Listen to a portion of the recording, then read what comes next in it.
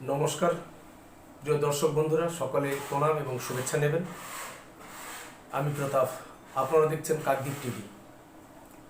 প্রিয় দর্শক বন্ধুরা, কখনোই প্রতিবেশীর বাড়িতে যদি আগুন লাগে, আপনারা আপনি আমি কেউই কিন্তু সুরক্ষিত নয়। সেই রকম যেভাবে ভারতবর্ষের প্রতিবেশী দেশ বাংলাদেশে এক অস্থিরতা পরিবেশ আজকের 7 মাস যাবৎ জারি রয়েছে, তার অবসান কবে? সকল শুভবুদ্ধি সম্পন্ন বাংলাদেশি নাগরিকের কাছে একটাই প্রশ্ন, যে কবে এর নিরসন এবং কোন পথে নিরসন, কেনই বা হলো?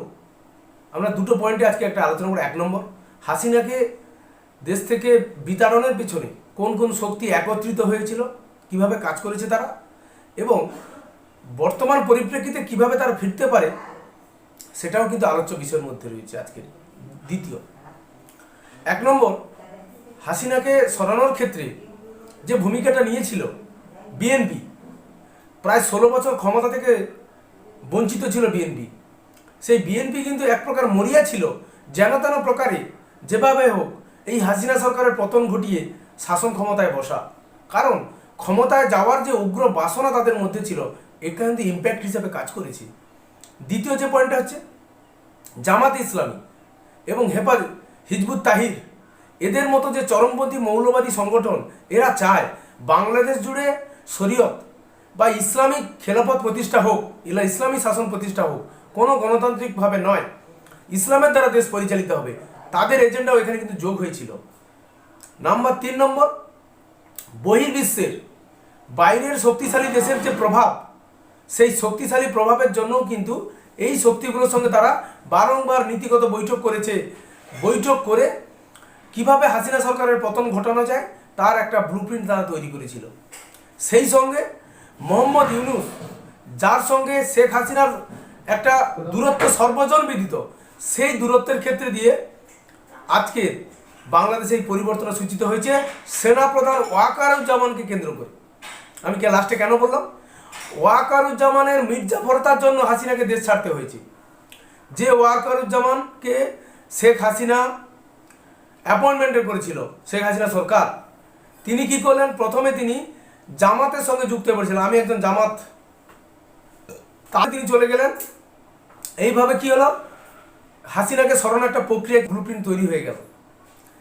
বিভিন্নভাবে সেনাবাহিনীর মধ্যে ক্ষোভ বিক্ষোভ তৈরি হচ্ছে বা একটা ডিভাইডেশন আসছে, তার ভিত্তি দিয়ে হাসিনাকে সরানোর ক্ষেত্রে তোড়জোড় হয়েছে। সেই সঙ্গে বহির্বিশ্বের একটা চাপ রয়েছে যাতে হাসিনাকে সরানো যায়। সেনাপ্রধান যে আলটিমেটাম দিয়েছিলেন, হাসিনা ভেবেছিলেন যে এই ক্ষোভ বিক্ষোভগুলি তিনি রাষ্ট্র ক্ষমতা প্রয়োগ করে হয়তো দমিয়ে দিতে পারবেন, কিন্তু সেনাবাহিনীর ওয়াকারুজ্জামান সেনাপতি, এনার মির্জাফরতার কারণে আজকের বাংলাদেশে এই রকম নৈরাজ্য সৃষ্টি হয়েছে। ইনি কি করলেন? প্রধানমন্ত্রীকে বাধ্য করলেন দেশ ছাড়তে। কি করলেন?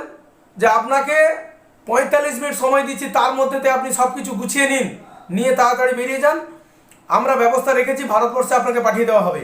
কিন্তু হাসিনা ভারতবর্ষে যেতে চাননি। তাকে বাংলাদেশের সেনাবাহিনীর গোয়েন্দা বাহিনীর যে বিমান, সেনাবাহিনীর যে বিমান, সেই বিমানে করে সওয়ার করে ভারতবর্ষের সীমানার মধ্যে পৌঁছে দেওয়া হয়েছে। তারপরে ভারতবর্ষ এসকর্ট করে সেটা হিন্দন এয়ারবেসে নিয়ে গেছে, এবং সেখানে হিন্দন এয়ারবেসে 10 দিন ওনাদের বিমান সেখানে ছিল। তবে এখানে ওয়াকারুজ্জামানের যে মির্জাফরতা প্রচুর পরিমাণে ইনভলভ রয়েছে এই হাসিনাকে সরানোর পিছনে। এবারে দেখুন ক্লাইম্যাক্স চেঞ্জ হচ্ছে।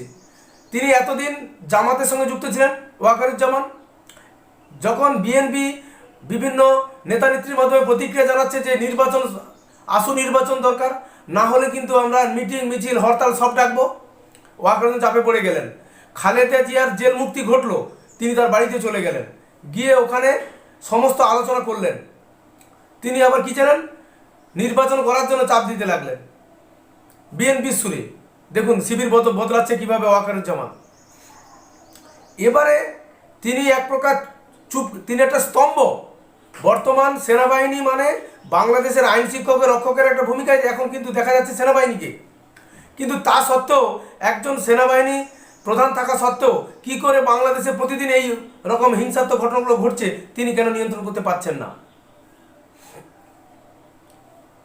এবারে দর্শক এতক্ষণ আলোচনা করলাম হাসিনাকে কিভাবে দেশ থেকে তাড়ানো হলো বা নির্বাচিত সরকারকে ফেলে দেওয়া হলো।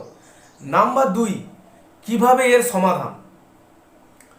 ভারতের স্বার্থের পক্ষে বাংলাদেশের এই রকম ঘটনা দিনের পর দিন সহ্য করে চলা বা মেনে নেওয়া এটা ভারতবর্ষের পক্ষে স্বার্থের পক্ষে সঠিক নয়। এবং মার্কিন যুক্তরাষ্ট্রও দেখছে যে চীন এবং আমেরিকা, পাকিস্তান এই সুযোগে বাংলাদেশের উপর একটা দখলদারি চেষ্টা করছে, এটাও কিন্তু আমেরিকা মেনে নিচ্ছে না। সেই সঙ্গে আমেরিকা যখন মানছে না, Britain, France, Russia, Italy, Germany এই সমস্ত যে ইউরোপ কান্ট্রি যে দেশগুলো, পশ্চিমা বিশ্বের যে শক্তিশালী দেশ, তারাও কিন্তু একটা চাইছে যে বাংলাদেশে একটা সুস্থিতি পরিবেশ আসুক, গণতান্ত্রিক প্রক্রিয়ার মাধ্যমে নির্বাচিত হয়ে যে সরকার আসবে তার সঙ্গে সব কিছু গঠনমূলকভাবে সহযোগিতা করা হবে।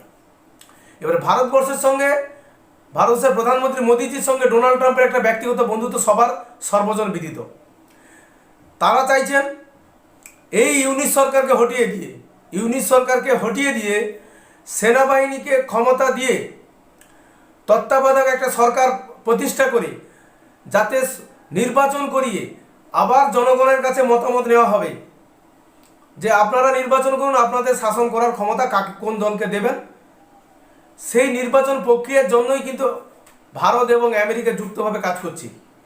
আর এই ইউনিট সরকার বিদায়ের পথে, এটা কেন বলছি, যেভাবে দ্রব্যমূল্য বৃদ্ধি, দেশে শান্তি শৃঙ্খলার অবনতি হয়েছে, চাঁদাবাজি, জুলুমবাজি, হত্যা, সংখ্যালঘুদের উপর অত্যাচার, মন্দির ভাঙচুর, চুরি, ডাকাতি, দেশে কোনো রাহাজানি কোনোটাই বন্ধ করতে পারেনি।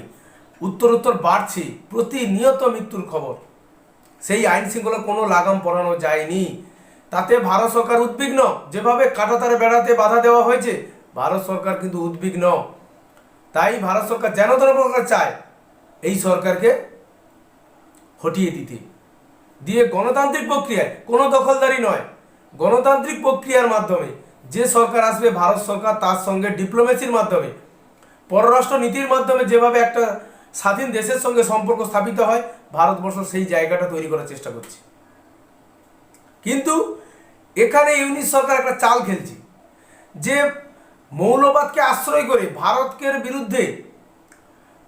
বিরোধী একটা জিগির তুলে মানুষকে একটা বিপথে চালিত করার প্রয়াস চালিয়ে যাচ্ছে, যাতে